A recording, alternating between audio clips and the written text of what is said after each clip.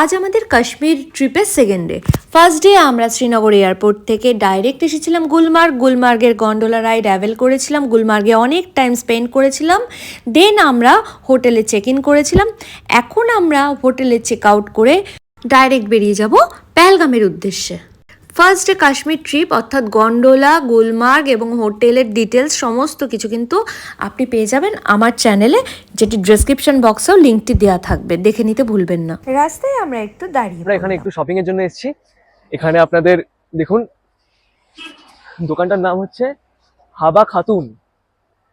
এখানে কাশ্মীরি শল, carpet, sari, jacket সবকিছু পাওয়া যায়। তো আমরা একটু ভিতর থেকে দেখে নিই। ড্যানমার্ক থেকে শ্রীনগর যাওয়ার রাস্তায় আপনি পেয়ে যাবেন অনেক ফ্যাক্টরি, যেখানে বিভিন্ন শাল, কার্পেট, শীতের সমস্ত জামা কাপড় তৈরি করা হয় এবং ড্রাইভাররা সেখানে আপনাদের দাঁড় করাবে। আপনারা যদি শপিং করতে চান সেখান থেকে করতে পারেন। এই দেখুন আপনাদের দেখাই বিশ্ববিখ্যাত কাশ্মীরি কার্পেট। এখানে অরিজিনাল কাশ্মীরি কার্পেট। এখান থেকে বেরিয়ে আমরা আবার চলতে শুরু করলাম পেহেলগামের উদ্দেশ্যে, অর্থাৎ গুলমার্গ থেকে শ্রীনগর হয়েই কিন্তু পেহেলগাম যেতে হবে। শ্রীনগর ছাড়িয়ে যাওয়ার পর পেহেলগামের দিকে যাওয়ার সময় রাস্তার দুধারে প্রচুর স্যাফরানের চাষ ক্ষেতের পর ক্ষেত হয়ে রয়েছে। দেখতে দেখতে আমরা কিন্তু চলে এসেছি লিডার নদীর তীরে, অর্থাৎ এবার কিন্তু আমরা ঠিক এই লিডার রিভারকেই সাথে করে চলেছি পেহেলগামের দিকে। পেহেলগামে যারা থাকতে চান তারা কিছু জায়গা আছে, যেমন রাফটিং পয়েন্ট, পেহেলগাম মার্কেট এবং লারিপোতা, তিনটে জায়গায় কিন্তু প্রচুর হোটেল এবং রিসর্ট আছে। আমরা যেখানে উঠেছিলাম সেটা হচ্ছে পেহেলগামের মার্কেট প্লেসে একদম, এবং এটির নাম হচ্ছে মাউন্ট ভিউ রিসর্ট। দুর্দান্ত একটা লোকেশনে এই রিসর্টটি অবস্থিত। একদম আমাদের বেড থেকে আমরা লিডার রিভার এবং মাউন্টেন ভিউ দুটোই আমরা দেখতে পাচ্ছিলাম, এবং এর ডিটেলস সমস্ত কিন্তু আপনি আমার চ্যানেলে ভিডিওতে পেয়ে যাবেন।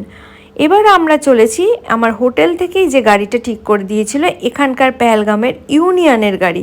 আপনি যে গাড়িতে পেহেলগাম এসেছেন সেই গাড়ি করে কিন্তু আপনি পেহেলগাম ঘুরতে পারবেন না, আপনাকে এখানকার পেহেলগামের ইউনিয়নের গাড়িতেই আপনাকে নিতে হবে বা ঘোড়াতে করে আপনাকে ঘুরতে যেতে হবে।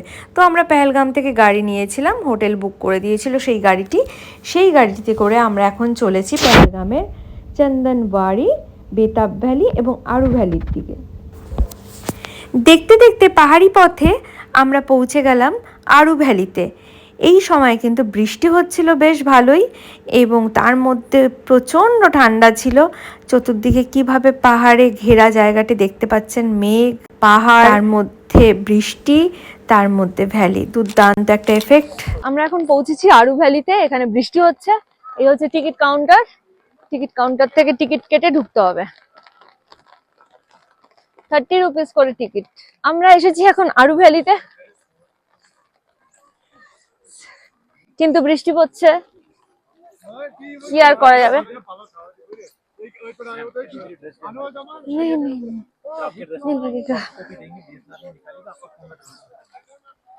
क्या रील रील फोटो अच्छा अच्छा 700 अच्छा नहीं नहीं भैया। কাশ্মীরে যেই লোকেশনেই যাচ্ছি না কেন সবার আগে দেখছি ফটোগ্রাফার রিল আর ফটো তোলার জন্য সবার আগে আপনার কাছে এসে বলতে শুরু করবে।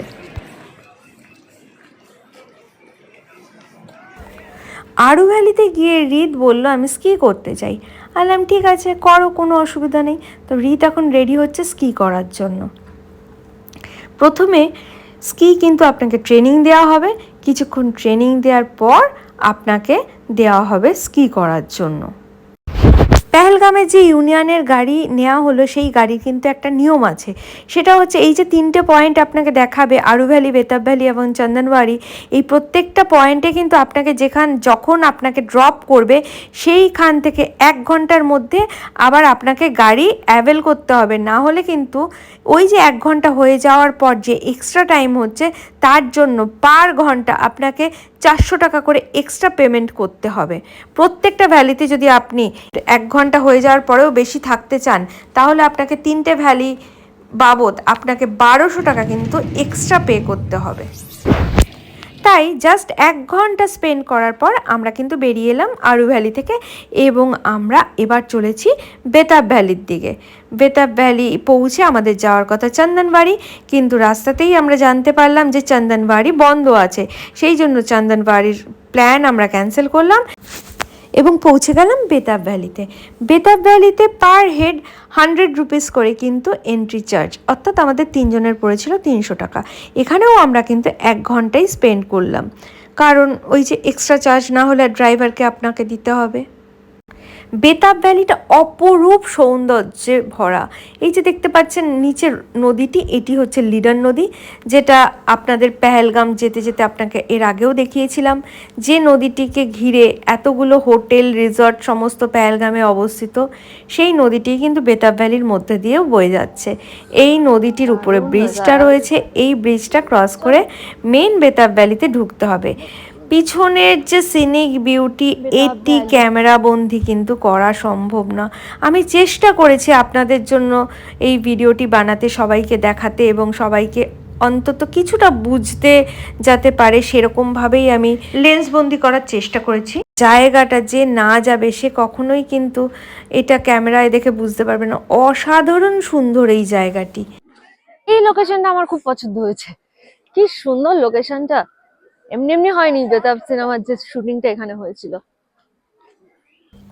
আমরা সবাই মিলে অগত্যা ঠিক করলাম আমরা একটু লিডার রিভারে নামবো এবং দেখা যাক সেটা পারি কিনা।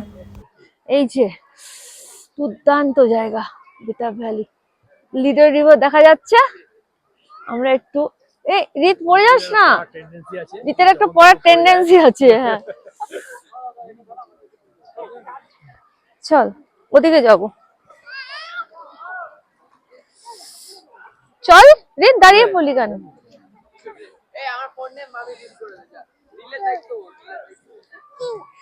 कितना सुंदर नजारा है, देखो।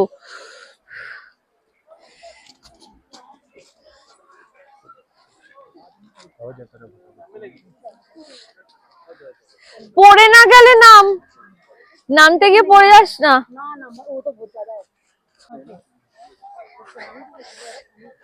এটা একটু ধর, একটু বাবারে সর দেখি, ধর দেখি নামতে পারি কিনা আগে।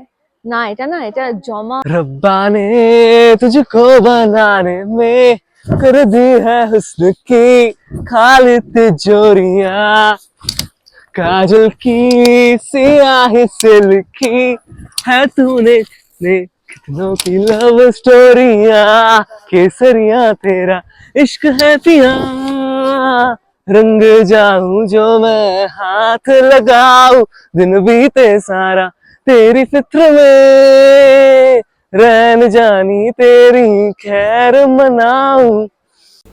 বেতাব ভ্যালিতে আমরা প্রচুর মজা করেছিলাম। তারপর আমরা ফিরে এসেছিলাম পেহেলগামে, নাইট স্টে করেছিলাম আমরা মাউন্ট ভিউ হোটেলে এবং পরের দিন আমরা পেহেলগামকে টাটা জানিয়ে চলে গেছিলাম সোজা শ্রীনগরে। আমাদের নেক্সট ভিডিও শুরু হবে শ্রীনগর দিয়ে এবং সারাটা দিন আমরা শ্রীনগরের যা যা দেখেছিলাম সব আপনাদের সঙ্গে শেয়ার করব আমার পরের ভিডিওতে। সঙ্গে থাকুন, দেখতে থাকুন আমার ভিডিও। মৌসুমী সান্যাল দাশগুপ্ত। আমার ব্লগ যদি আপনাদের ভালো লাগে, ভিডিও যদি আপনাদের ভালো লাগে, অবশ্যই কমেন্ট, শেয়ার এবং সাবস্ক্রাইব করতে কিন্তু ভুলবেন না। Thank you so much for watching my videos.